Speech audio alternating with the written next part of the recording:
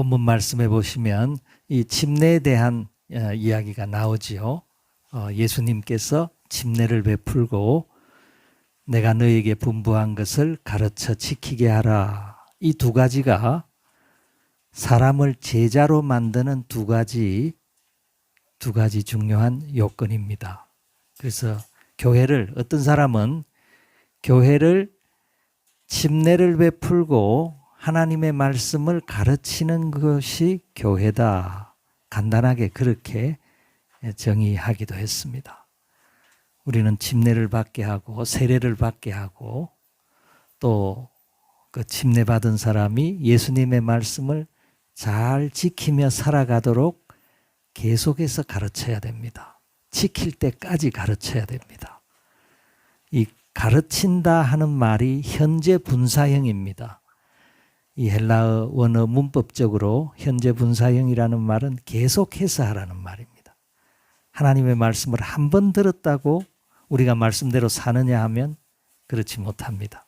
계속해서 가르치고 또 가르치고 권면하고 본을 보여주고 이렇게 살아야 됩니다. 본을 보여주고 이렇게 계속 가르치는 곳이 교회입니다. 교회는 열심히 평생 우리가 하나님의 말씀을 잘 배워서 예수님 말씀대로 살아가는 제자들이 되기를 바랍니다. 오늘 말씀을 잠깐 보시면 제자들이 갈릴리로 모였습니다. 갈릴리는 어디입니까? 예수님께서 부활하신 장소는 예루살렘이죠. 예수님께서 고난받으신 장소도 예루살렘입니다. 그런데 예루살렘에서 갈릴리는 이 아주 멀리 떨어진 곳입니다. 멀리 떨어진 갈릴리로 예수님께서 제자들을 모이라고 했습니다. 예수님께서 부활하시고 난 뒤에 40일 동안 사람들에게 나타나셨다. 그렇게 사도행전에 보면 나와 있습니다. 이 40일 동안 예수님께서 많은 사람에게 자기를 보여주셨습니다. 부활하신 예수님의 몸을 보여주셨는데 여러 차례 나타났지만은 대부분은 갑자기 나타나셨습니다. 이렇게 제자들이 모여 있는데 예수님께서 갑자기 불쑥 이렇게 나타나시고 또 길 가다가도 예수님께서 나타나시기도 하시고 무덤 앞에서도 또 여자분들 제자들에게 나타나기도 하시고 예고 없이 갑자기 예수님께서 나타나셨는데 유일하게 한번 이쪽으로 모이라 한 때가 있었습니다. 예수님께서 십자가에 못 박히시기 전에 미리 약속을 하셨습니다. 내가 고난을 받고 부활할 터인데 너희들은 갈릴리로 모여라. 갈릴리 어디로 모이라는 말입니까? 갈릴리의 산, 그 산이라는 말 앞에는 정관사가 붙어 있습니다. 그 산입니다. 예수님께서 가르치신 그 산. 예수님 이 산에서 천국 시민의 헌장, 이 산상수훈 산 위에서 가르치신 복음이죠. 이 복음의 말씀, 그 산을 팔복산이라고도 그럽니다. 예수님께서 가르치신 늘 제자들을 훈련하신 그 학교와도 같습니다. 예수님 늘 훈련받은 하나님 말씀을 배우던 그 산으로 제자들을 모이게 했습니다. 그래서 단 한 번 부활하시고 난 뒤에 제자들이 중요한 이 모임 소집은 중요하기 때문에 제자들이 다 모였습니다. 오늘 본문 말씀은 바로 그때 주님께서 모이라고 하신 그 시간입니다. 그 모이라고 한 이유는 예수님께서 중요한 어떤 뜻을, 중요한 명령을 전달하시기 위함이라는 것을 우리가 짐작할 수 있죠. 예수님께서 가장 중요한 말씀을 그 시간에 주셨습니다. 그 말씀은 무엇입니까? 예수님의 말씀은 하늘과 땅에 모든 권세를 내게 주셨으니 그러므로 너희는 가서 모든 민족을 제자 삼으라는 것입니다. 제자가 되게 하라. 우리는 제자가 돼야 됩니다. 예수님의 제자. 제자는 어떤 사람입니까? 제자는 계속 배우는 사람이죠. 계속 훈련받고 예수님의 말씀대로 말씀을 지키며 살아가는 사람이 제자인 줄을 믿습니다. 모든 민족을 제자 삼으라고 했습니다. 이스라엘 사람들만 아니고 모든 세계 민족, 모든 열방의 민족들을 제자 삼으라고 주님 말씀하셨습니다. 어떻게 제자를 삼습니까? 이 제자 삼으라는 말이 오늘 말씀의 주동사입니다.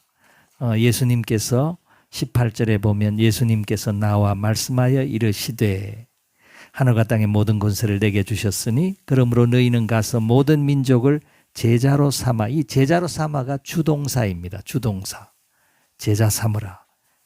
주님의 강조하신 말씀이고, 이제 어떻게 제자 삼는가 하면 그 제자 삼으라는 말을 설명해 주는 분사형의 동사가 3개가 따라옵니다. 이 3가지를 통해서 제자 삼으라는 겁니다. 첫 번째, 너희는 가서라고 했습니다. 이 가서라는 말도 현재 분사입니다. 계속해서 가라는 말입니다. 우리 하나님을 믿는 하나님의 자녀들은 복음 전도를 위해서 앞으로 나가야 됩니다. 전진하는 사람들이 되어야 됩니다. 어두움의 세상을 향해서 우리는 앞으로 나가야 되죠. 그리고 두 번째는 아버지와 아들과 성령의 이름으로 침례를 베풀고 세례를 베풀고 같은 말입니다. 여기 이 침례를 베풀고 하는 말 헬라어 원어가 밥티조입니다. 밥티조. 이 밥티조라는 말은 헬라어 밥토라는 말에서 왔습니다. 밥토라는 말은 물에 이렇게 담그는 것을 밥토라고 합니다. 밥토, 밥티조.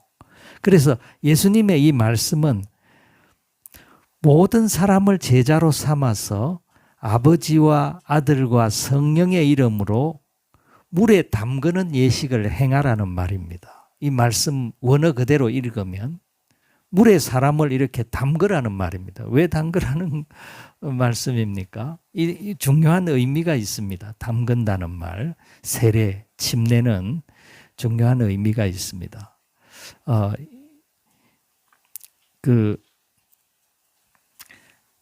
이 로마서 6장 3절과 5절은 침례의 의미를 이렇게, 세례의 의미를 이렇게 설명합니다. 이 밥티조, 우리가 이 물에 들어가는 의미를 예수님과 합해져서 우리의 옛사람이 죽는다 하는 의미를 가진 예식이 침례입니다. 나의 옛사람은 죽습니다 하는 것을 의미합니다. 그리고 물에서 일어나는 것은 내가 새 사람으로 일어납니다. 이제는 주님을 믿는, 주님과 함께하는, 주님 안에 살아가는 사람으로 내가 일어납니다 하는 예식이 세례 침례입니다. 그래서 이 세례 침례 받는 방식이 여러 가지가 있습니다. 어떤 방식으로 받든지 간에 세례 침례 받는 사람은 내가 예수님과 함께 지금 장례를 치른다. 내 옛사람은 이제 장사된다. 그리고 이제 그 예식을 마치고 일어날 때는 내가 이제 새 사람으로 예수님 안에 살아가는, 예수님과 하나가 된 사람으로, 새 사람으로 이제 내가 일어났다. 이 생각을 우리가 가져야 됩니다.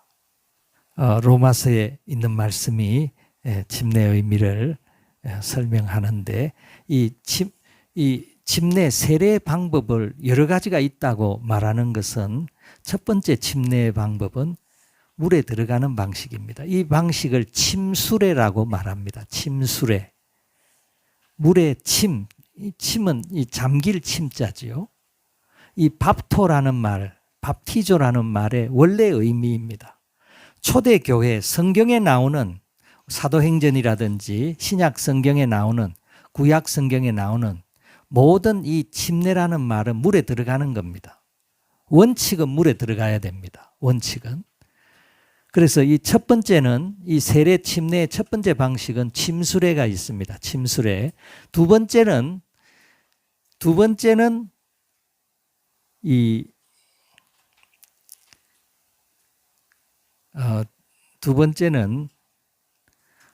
물을 뿌린다 할 때 뿌릴 살자 살포할 때 물을 뿌리는 침내 방식이 있습니다. 그것을 살수레라고 합니다. 살수레. 물을 이렇게 조금 뿌리는 경우가 있습니다. 물을. 뭐 옛날에는 이렇게 호수로도 이렇게 물을 뿌렸다고 하는데 사람이 너무 많으면 이 물을 뿌리는 형식의 세례 침례 방법을 살수레라고도 이야기를 합니다. 그 다음 방법은 관수레가 있습니다. 관수레. 관자는 이렇게 붓는다 하는 관자입니다. 물숫자에 이렇게 쓰는 관자, 한문으로 관수레가 있습니다. 그래서 사람들 머리에 이렇게 물을 조금 붓습니다. 물을 이렇게 머리에 붓는 형식의 세례 침례 방법을 관수레라고도 그럽니다. 그리고 또 한 가지 방법은 물을 좀 많이 붓는 경우가 있습니다. 이런 경우를 주수레라고 그럽니다. 이 물을 흘려내려 보낸다 하는 주, 한문으로 주수레. 이것은 물을 이렇게 바가지로 이렇게 크게 떠서 머리에 이렇게 물이 이렇게 흘러내리도록 그렇게 하는 방법의 세례, 침례 방법을 주수레라고도 그럽니다. 그래서 침례 방법이 여러 가지가 있습니다. 원래 원칙대로 물에 이렇게 들어가든지 물을 이렇게 붓든지 조금 붓든지 많이 붓든지 그렇지 않으면 조금 이렇게 뿌리든지 여러 가지 방법의 형식이 있지만 그 의미는 세례 침례의 의미는 예수님과 내가 하나가 된다 하는 것입니다. 내가 예수 그리스도를 주님으로 믿고 예수님과 함께 나의 옛사람이 죽고 새 사람으로 일어납니다 하는 예식이 세례 침례입니다. 그래서 어떤 방식으로 세례 침례를 받든지 어떤 형식으로 받든지 우리는 이런 생각을 가져요. 내가 예수님과 함께 사도 바울이 갈라디아서 2장 20절에 말한 것처럼 내가 그리스도와 함께 십자가에 못 박혔나니 그런 적 이제 내가 산 것이 아니요. 내가 죽었다는 말이죠. 내 옛사람, 내 마음대로 살아가든 내 정욕대로 살아가든 내 옛사람은 예수님과 함께 예수님이 십자가에 못 박힐 때 나도 예수님과 합해져서 나도 죽었습니다. 그게 우리 신앙 고백 아닙니까? 그리고 우리는 이제 예수님이 부활하신 것처럼 나도 예수님과 함께 새 사람으로 부활했습니다. 이제 나는 새 사람입니다. 이제 예수 안에서 예수님 안에서 예수님을 따르는 예수님을 사랑하는 예수님 말씀대로 살아가는 이제 새 사람으로 나는 일어났습니다. 그게 세례식이고 그게 침례식입니다. 그래서 이 침례의 여러 가지 방법들 역사적으로 이렇게 우리가 교회사를 연구해 보면요. 이 침례에 대한 아주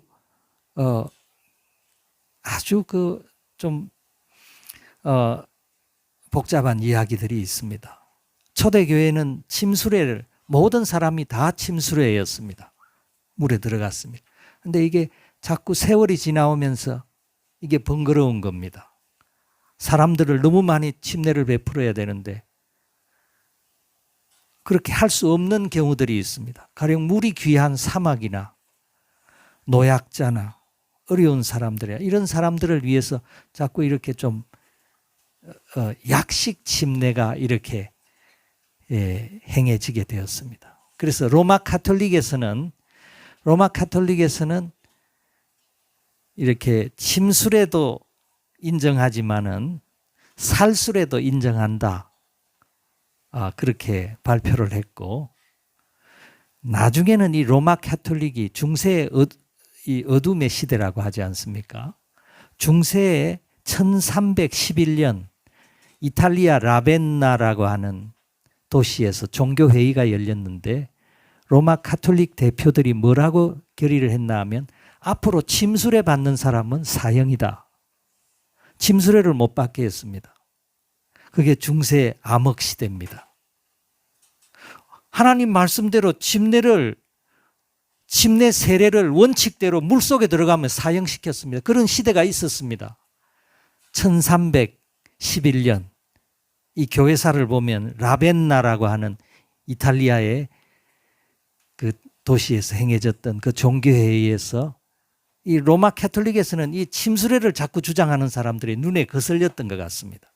원칙대로 하려고 하는 사람. 그래서 침례를 그런 암흑 시대에도 몰래 침례받는 사람이 있었습니다. 우리는 원칙대로 하나님 말씀대로 물속에 들어간다. 그러다가 종교개혁이 일어나서 그때부터는 이제 자유롭게 되었습니다. 이제는 침례받을 사람은 침례받고, 이제는 뭐 세례받을 사람, 이제 나는 살수례로 그냥 그렇게 받겠다는 사람은 또 그렇게 자유롭게 되었는데, 한동안은 이 침례받는 문제 때문에 굉장히 어려운 종교적인 문제가 중세에 일어나기도 했던 것이 이 침례의 방법 문제입니다. 오늘 예수님께서는 제자들에게 예수님 부활하시고 난 뒤에 중요한 명령을 내리시기 위해서 소집하셨습니다. 예수님 40일 동안에 많이 나타나셨지만은 그 나타나신 그 여러 사건들은 그냥 이 공식적인 이 예수님께서 나타나신 사건이 아닙니다. 근데 마태복음 이 28장 16절 이 말씀이 이게 공식적인 예수님께서 부활하시고 난 뒤에 제자들과의 단 한 번의 공식적인 중요한 사명, 중요한 계명을 내리시기 위해서 소집하셨습니다. 모든 민족으로 제자 삼으라. 어떻게 제자 삼으라고요? 가서 제자 삼으라는 겁니다. 모든 민족에게로. 예수님께서 제자들, 그래서 오늘 여기 말씀해 보면 11제자만 나타나는데 고린도전서 15장에 보면 이때 예수님 11제자와 함께 예수님을 만난 사람은 500여 형제들도 함께 만난 것으로 되어져 있습니다. 500여 명의 예수님을 따르는 제자들이 또 있었습니다. 그 형제들도 같이 산에서 예수님을 맞이하고 있습니다. 예수님께서 그 제자들에게 모든 민족에게로 나가서 복음을 전하고 제자 삼으라고 주님께서 사명을 주셨습니다. 주님께서 제자들을 흩어보내셨습니다. 모든 세계로, 모든 민족에게로, 모든 사람들에게로 나가서 제자 삼으라고. 이 독수리 새끼들이 이제 자라나게 되면 독수리 큰 날개로 보금자리를 너풀너풀해서 떨어뜨리지요. 새끼들이 뚝 떨어지면서 비행을 배웁니다. 독수리가 확 날개를 펴고 날아다니는 것처럼 오늘 이 제자들을 온 세상으로 지금 내보내고 있습니다. 너희는 모든 민족으로 제자 삼으라. 이게 주님의 지상명령입니다. 어떻게 제자를 삼는다고요? 첫 번째, 너희는 가라고 했습니다. 두 번째는 아버지와 아들과 성령의 이름으로 침례 세례를 베풀어라. 아버지와 아들과 성령의 이름과 권위로 아버지와 성자와 성부와 성자와 성령 속으로 성령 안에서 성령과 동행하며 성령님의 은혜 속으로 들어가게 하라고 제자들에게 명령을 내리셨습니다. 이게 그래서 세례 침례식은 이제 입문하는 것입니다. 우리가 결혼을 하게 되면 결혼식을 갖는 것처럼 이 세례 침례식은 이제 시작하는 것입니다. 내가 이제 예수님을 믿는 사람이 되었습니다. 내가 예수님과 함께합니다. 예수님을 나의 구주로 영접합니다. 예수님 안에서 살아가겠습니다. 이제 그것을 공표하는 겁니다. 신앙 고백하는 것입니다. 그리고 마지막 세 번째는 내가 너희에게 분부한 모든 것을 가르쳐 지키게 하라. 우리는 예수님의 가르치심을 배우는 사람들이죠. 성경은 구약 성경이나 신약 성경이나 다 예수님에 대해서 증거하는 책이 성경이라고 했습니다. 우리는 예수님을 배웁니다. 예수님의 가르침을 계속해서 배워야 됩니다. 이 말씀을 지키도록 가르치라고 해서 가르치라 하는 말이 중요한 동사입니다. 지키도록 가르치라. 지킬 때까지 가르쳐야 됩니다. 지킬 때까지 가르치게 하려면 어떻게 해야 됩니까? 그냥 말만 너 이렇게 해봐 저렇게 해봐 이렇게 해가지고 지키겠습니까? 내가 본을 보여야 됩니다. 내가 제자가 돼야 됩니다. 내가 하나님 말씀을 사랑하고 그 말씀대로 살면서 그 말씀을 가르칠 때 우리가 제자로서 내가 제자가 되고 또 제자를 삼게 되는 이런 주님의 지상명령을 수행하는 사람들이 되어갈 줄을 믿습니다. 오늘 저희 교회에서 이렇게 침례를 받을 수 있도록 하나님 두 번째 이런 귀한 기회를 허락하신 주님께 감사를 드리고 주님의 지상명령을 수행하는 주님의 지상명령에 순종하는 저와 여러분이 되시기를 주님의 이름으로 축복합니다.